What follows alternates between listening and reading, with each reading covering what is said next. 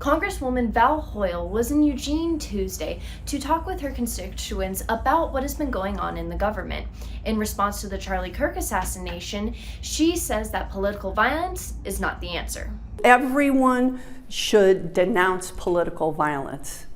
There is no excuse for political violence of any sort, of any kind, at any time.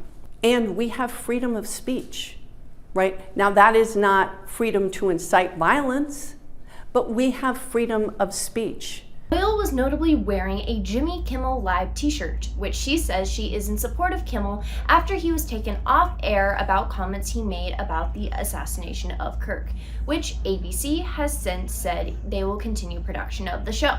We have a president who literally called for one of his agencies, the FCC, to make sure Jimmy Kimmel was taken off the air for saying something negative about Charlie Kirk. Hoyle also discussed her thoughts on the new mandates for COVID vaccinations. I've had a lot of outreach about COVID vaccines, about other vaccine availability, about the CDC and RFK Jr.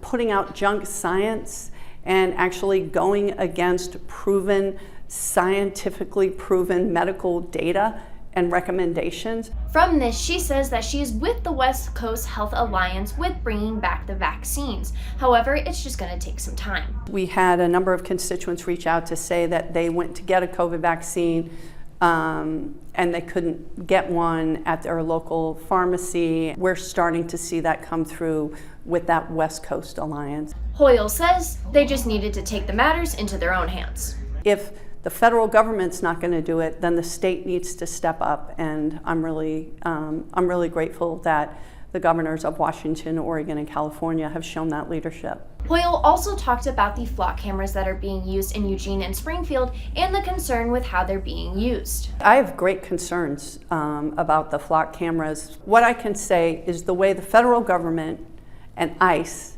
and Homeland Security is using access to people's private information should terrify everybody. I have concerns about what is happening with the information that is picked up by these flock cameras.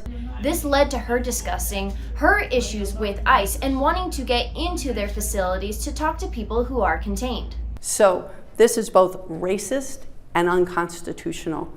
I want to be able to go in and talk to some of the people who ICE is holding to find out if they're having access to their attorneys, making sure they know that as their congresswoman that we're willing to make sure that they have the right to due process.